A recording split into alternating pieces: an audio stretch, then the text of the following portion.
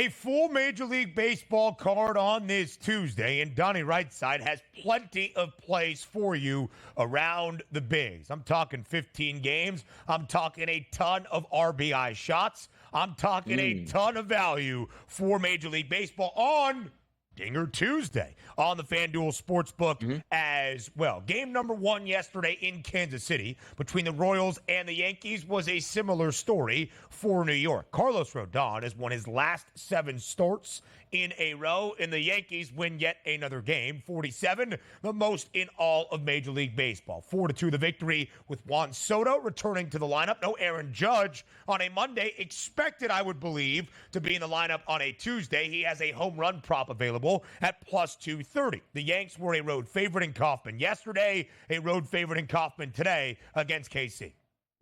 And rightfully so, they probably should be. If we take a look at Marcus Stroman, who'll be on the mound for the New York Yankees, you take a look at his last 30 days against left-handed batters, it's about average. It's a 175 ISO power number and a 328 weighted on base percentage. If you take a look at the full season, it's much higher, 252 and 385 respectively. So he has gotten better against left-handed batters here. Right-handed batters, he's been filthy this entire season. On the totality of the season, 169 batters he's faced, from the right side, a 118 ISO and a weighted on base percentage of 267. It's almost identical to that over the past 30 days. So you'd want to look in that lineup here for left-handed batters. Now, we love Vinny P. He's got a 208 ISO power number against right-handed pitching over the past month. However, that weighted on base percentage, only 298. There's not a lot of great left-hitting batters in the lineup today where I don't know if the Royals will be able to take advantage and dominate against Marcus Stroman. Let's flip it over to the other side. Brady Singer's been a decent pitcher this season, but he has struggled with left-handed batters. So now that we love Juan Soto back in the lineup yesterday, got a base hit, looks like that forearm's not bothering all that much at the plate. He's got unbelievable numbers. 81 at-bats against right-handed pitching over the past 30 days equates to a 388 ISO power number and a 466 weighted on base percentage. Alex Verdugo is going to bat behind Judge, who is expected to be back in the lineup tonight. He's got a 195 ISO and a 335 weighted on base percentage.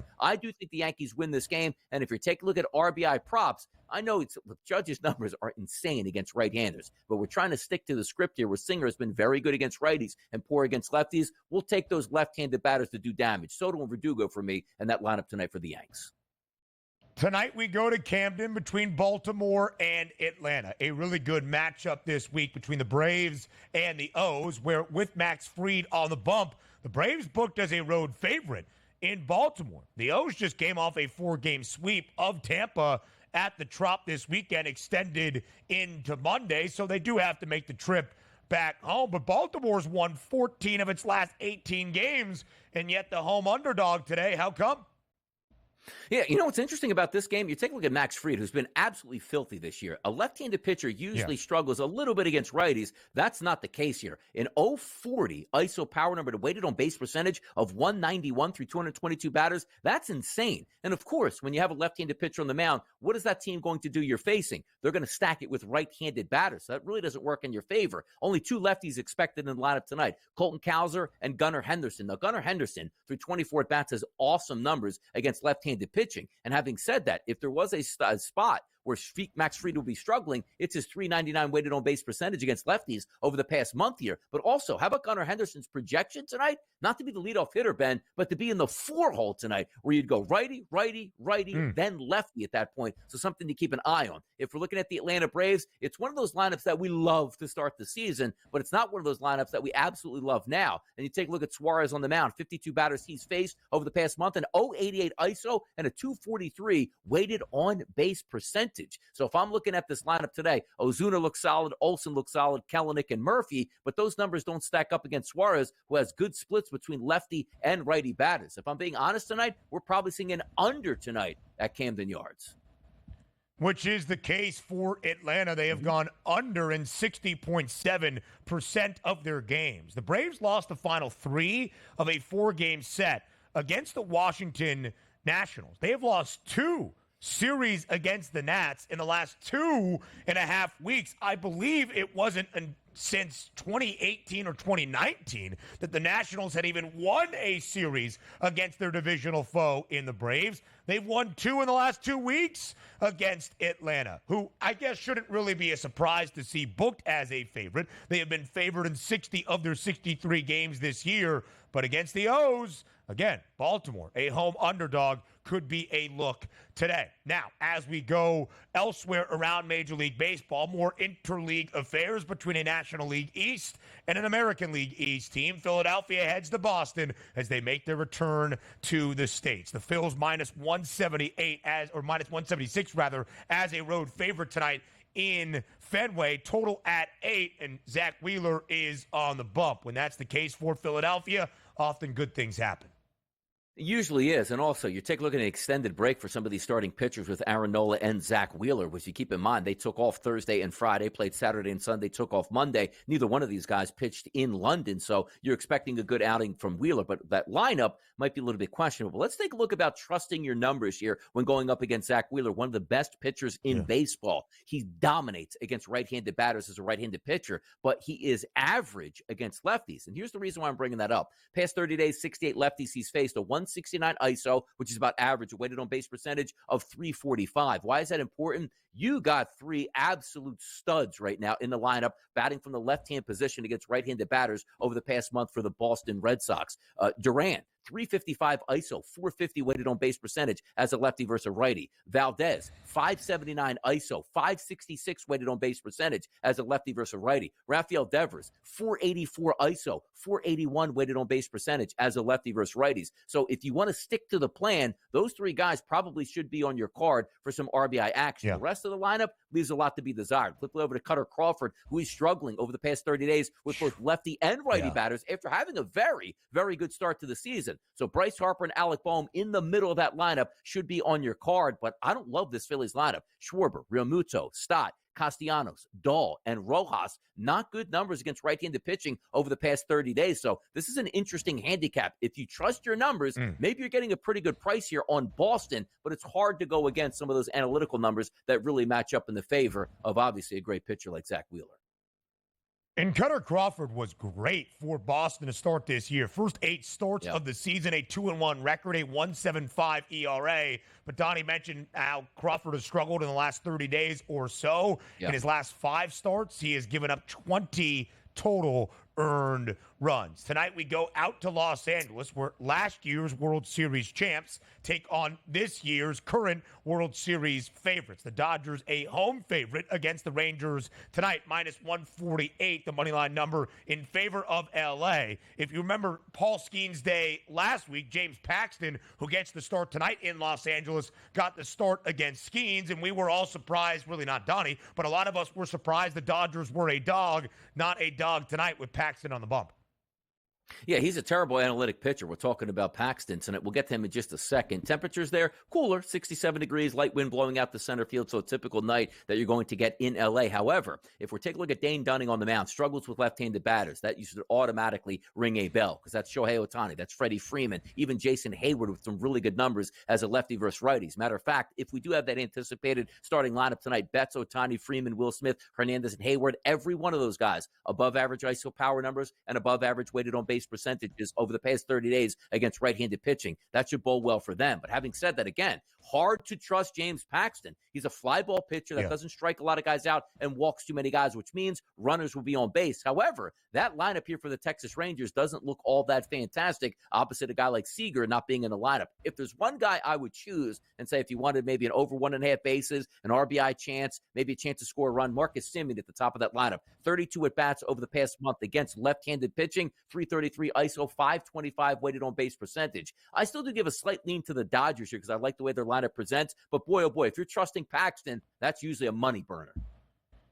And right now, Texas, by the way, a very large under team alongside Atlanta and Houston, the only 3 clubs in MLB playing 60% of their games to the under. Texas under 11 of its last 15 games. More MLB breakdowns next. Skenes Day number 6 in the history of Major League Baseball. Tonight under the arch in St. Louis. You got Craig Mish's thoughts on the game. Now time for Donnie Rightside thoughts and the handicap for tonight in the Lou. Pittsburgh booked as a favorite. I guess that is going to be common occurrence when Paul Skenes makes a start on the bump, around a minus 134 price in favor of the Buccos. DRS, we've shared this a couple of times, but I do find the National League Central rather compelling for the rest of this summer. Only one team, that's Milwaukee, has a winning record at the moment. The Brew Crew well above 500, a 7-game lead for the top spot in the division. But the Cardinals and the Pirates, along with the Reds playing much better baseball, and the Cubs, who are actually kind of floundering at the moment, nobody is worse than 3 games below 500, and that's the Buccos in the basement. So there is a group of teams that if they started to play better, could maybe make a run in the National League.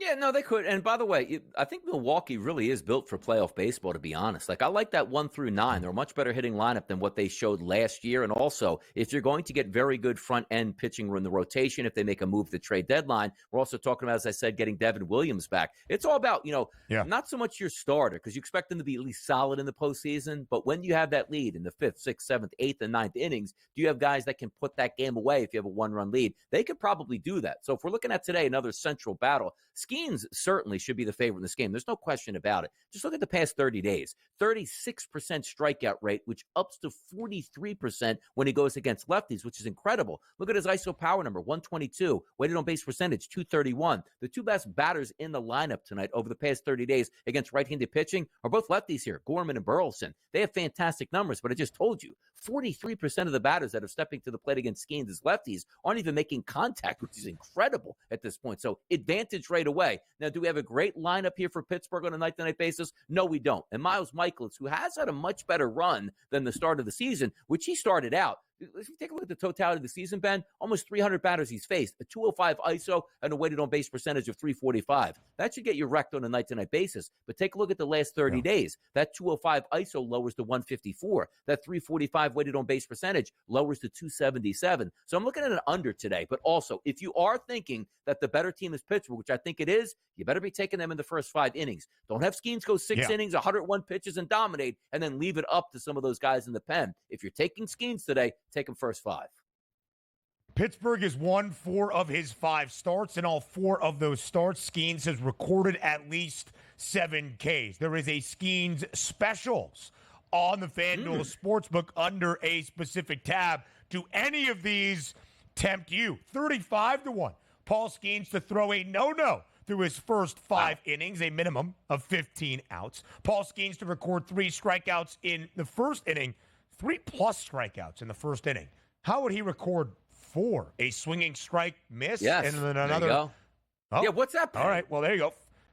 They should have a 14-1. mark. It's not even enough. Yeah, give me 4. If you give me 4 strikeouts, what even would that be? That would have to be a lottery ticket, wouldn't it? Wonder what those pricing. Yeah, 100. 10,001, something of the sort. Paul Skenes to go 3 up, 3 down in the first inning. That's the shortest number at plus 130. Any of the Skenes specials catch your eye? Yeah, 3 up, 3 down. I mean, probably makes the most sense because getting out of the gate, Ben, you tried to say, hey, maybe Skenes don't got that fastball to start off the game. What's he going, 101 right off the bat, and away you go. So I like that one. I think 3 up, 3 down does make some sense. Plus 280, by the way, to go over 101 miles per hour for Paul Skenes' first pitch of the day. Plus 114 of the over of 7.5 strikeouts. That's the K-prop for Skenes. Now we go back to Milwaukee, a team we just highlighted, the Brew Crew, the only team in the National League Central above 500, 12 games above 500, but a slight home underdog today against the Toronto Blue Jays. 8.5 the total in Milwaukee. What do you like?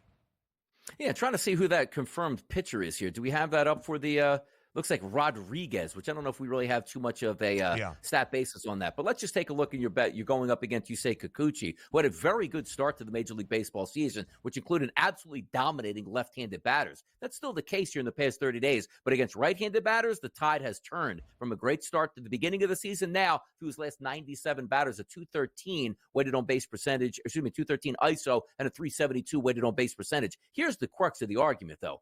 Joey Ortiz due to bat leadoff. Solid chance here tonight. You take a look at Blake Perkins, switch hitter that's probably going to bat in the 7-hole today. Legitimate options. But the rest of that lineup hasn't done all that well with lefties here. And it's hard to handicap if I don't have those numbers on Rodriguez. So maybe just a slight lean because I know what I'm getting out of Kikuchi without a great hitting lineup against left-handed batters. So I'll just lean on that at this point. Carlos Rodriguez, the 22-year-old from Nicaragua, makes his MLB debut for Milwaukee today. Yeah. He is the back-to-back minor league pitcher of the year for this Brewers organization, sharing the award a season ago with our guy Robert Gasser, who might be out for the remainder of this year. A central focus today, but an interleague matchup at the Great American Ballpark in Cincinnati between the Reds and the Guardians. Cleveland atop the American League Central. The Reds playing better baseball. Cleveland a road favorite today in Cincy. Yeah, I was doing a little work on this one. Suter is going to open the game here as the left-handed pitcher for the Cincinnati Reds. So when you line up that lineup for the Guardians, it looks sensational. Like, ooh, let me get after it because that's the matchup. But he's only going to be in for a couple, outs, presumably, and probably at the end of the first inning be lifted. I do believe it's Nick Martinez that's going to be coming behind him as a right-handed pitcher. You say, oh, Nick Martinez, don't want to hear that name. He's probably not that good. He actually has some very good starts. Last 30 days, 73 batters he's faced, only a 153 ISO and a 227 weighted on base percentage. Even though that lineup presents incredibly well, you would love to take Ramirez and Fry's RBI chances. And I'm not saying they can't get one, but I like to just stick to the numbers that I trust. And instead of just saying, I like these guys, they're really good hitters to go up against it, they really don't match up all that well. Now, let's take a look at Cincinnati on the opposite side. Tristan McKenzie, one of the worst analytical guys you will see. And also, some of those other numbers prove it out as well. Last 59 batters he's faced as a right-handed pitcher against right-handed batters. How about this, Ben? A 479 ISO and a weighted on base percentage of 524. So immediately you want to start hunting there for right-handed batters. But there's no real good ones in the lineup. The lefties, Benson, good numbers. Candelario will be a lefty today. TJ Friedel will be a lefty today. It just doesn't line up perfectly here. So I don't really have too much of an effort on this game because you have an opener on one side, a bad analytics pitcher, but I don't know if they can take advantage of it today. A couple of more Major League Baseball plays and a best bet up next, live right here on the early line. From May 20th on, the Reds have been playing good baseball. They have won 12 of their last 16. From May 21st on, it has been a very different story for the Chicago Cubs. Chicago on May 21st with a victory over the Braves at Wrigley, 27-22. Now the record, 32-34. That means the Cubbies have dropped 12 of their last 17, trying to right the ship starting today in Tampa at the Trop against the Rays. But Tampa booked as a pretty hefty home favorite, minus 142. The Rays trying to respond after being swept in a 4-game set by Baltimore over the weekend that ended yesterday. Yeah, Zach Eflin was good last year. A little bit, underwhelming this year to say the least, but he does have decent splits here. 261 batters he's faced on the season, 169 ISO and a weighted on base percentage of 310. What's the issue that always gets you in trouble in Major League Baseball? You got to be a strikeout guy. He doesn't strike anybody out. How about a K percentage over the past 30 days of only 13%? Now, he doesn't walk anybody, so that means that ball gets put in play. A couple of decent hitters in the lineup tonight that do match up against Zach Eflin here for the Cubs. That is Seiya Suzuki, a 251 ISO power number, and Ian Happ, by the way, 60 at-bats against right-handed pitching over the past month. How about this? A 396 ISO coupled with a 386 weighted on base percentage. If we flip it over to the other side, Jameson Taillon will be on the mound today for the Cubs. He's been struggling with left-handed batters on the season to the tune of a 189 ISO and a 420 weighted on base percentage over the past 58 batters in the last 30 days. However, you take a look at this Tampa Bay Rays lineup. If we go for the first 9 guys, or I should say 9 batters that we anticipate tonight, only one guy is a plus ISO power number, and only 2 guys have plus weighted on base percentages. If we take a look at Diaz, Lowe, Rosarena, Paredes, Lau, Siri, Walls, Palacios, and Woodfelt, only one guy, and that's Josh Lowe at a 225 ISO. This does not line up for a lot of runs tonight down the Trop. I'm going to go under with that. Not in love with either one of these teams, but these lineups certainly don't impress me all that much, man. Now we go to what might be Donnie Rightside's favorite game of this full Tuesday MLB card. Phoenix between the Diamondbacks and the Angels. Arizona, a hefty home favorite. Jordan Montgomery gets the start against the Halos team that is in the cellar of the American League West. But we don't love this game because of the lopsided matchup. We love this game because of the RBI props, DRS. Which ones do you like the most? If we're taking a look at the Los Angeles Angels, very rare that you're going to see a team that's this underwhelming of a underdog coming in and say, well, what makes sense and why should you go with the Angels? Because it does come down to pitcher versus pitcher matchup. You don't have a great one on the mound for the Angels, but take a look at Jordan Montgomery. The last 30 days, 115 batters he's faced, Ben, a 214 ISO and a 425 weighted on base percentage. If you just take a look at him being a left-handed pitcher, which you're going to face a lot of righties tonight, a 222 ISO and a 429 weighted on base percentage over the past 30 days. If we extend extend that to full season, Ben, 173 batters he's faced, a 228 ISO and a weighted on base percentage of 404. Look at this lineup against lefties over the past month here. Rengifo, 455 weighted on base percentage. Ward, 369. Pilar, 628. O'Hoppe, 501. Adele, 373. And Zach Neto, 448. This lineup sets up tremendous against Jordan Montgomery tonight. So therefore, like I said, you got a legitimate 5 guys to take a look at. That's the reason why. High numbers for these batters going against a pitcher that's struggling against said batters from the right-hand side. And by the way, only one lefty anticipated in the lineup tonight for those Angels. And listen, Arizona needs to start winning some games, but you can go to the RBI props, as Donnie just alluded to. The reigning National League pennant winners in the D-backs, 4 games below 500 at this current point.